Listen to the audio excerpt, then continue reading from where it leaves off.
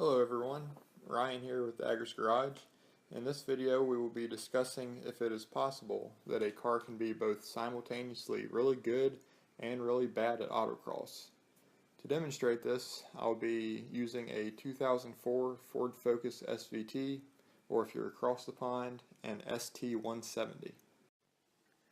Before we begin, we need to understand what makes a good autocross car. 1, you're going to need a car that's lightweight.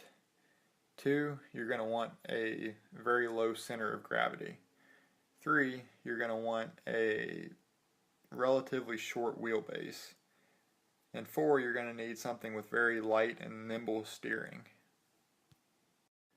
Using this criteria, an SVT Focus is a wonderful autocross car. It only weighs about 2,800 pounds. Both the center of gravity and the wheelbase are relatively short and low, and the steering is very direct and very nimble.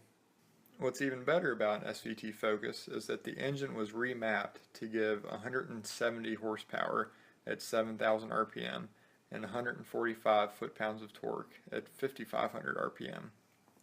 Now this is great for autocross because that's where you're going to be spending most of your time, is up in that high RPM range where all of your power is. Now the suspension has been reworked to make the sway bars stiffer and your bushings better, and all that equates to a better handling car.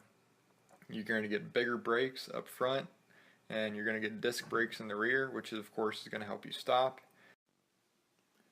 At this point, you're probably thinking an SVT Focus is a really great autocross car. Well, that's where you're wrong. Now that you know the good about an SVT Focus, let's go over the bad. So to begin with is the positioning of the pedals. Now I can assume whoever designed this had a very small foot, because anyone with an average size foot will realize that it's impossible to heel and toe. There is physically not enough room. I can only imagine that the designer had this image in their head. Reason number 2 is the McPherson Strut, which is what the SVT Focus has up front. If you don't know what that is, it's basically a lower control arm and a spring over top of a strut that's connected directly to your unibody. So basically when you're going around a turn, it's going to actually be pushing the top of the tire out, thus inducing positive camber. Now that is exactly the opposite of what we want when we're autocrossing. I mean, let's have a look at what it's done to my tires. You can see that the outside of the tire is basically worn off completely. The middle and the middle inner parts of my tire, they're getting very close to being bald at this point from where the contact patch is.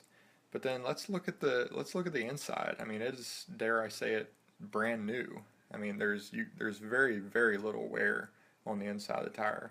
And so, I mean, this is a major problem with the McPherson Strut when you're trying to autocross. Reason number 3 is the lack of a limited slip differential, as I will now demonstrate.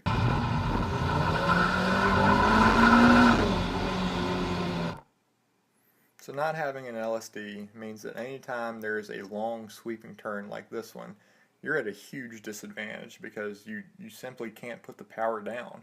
I mean, you're going to light up that inside tire like I did, and there's really no way around it just besides managing your throttle input. And so that's one thing that really holds me back when I'm autocrossing. Now don't get me wrong, an SVT Focus is still extremely fun to autocross, and I highly recommend it. But it is going to be frustrating at the same time, and that's just based on your inability to heel and toe, the McPherson Strut forcing positive camber around corners, and then not having a limited slip differential. You know, that's kind of the tragedy of the SVT Focus, is that it's such a great handling car out of the factory, but from an autocross standpoint, it's really not that great.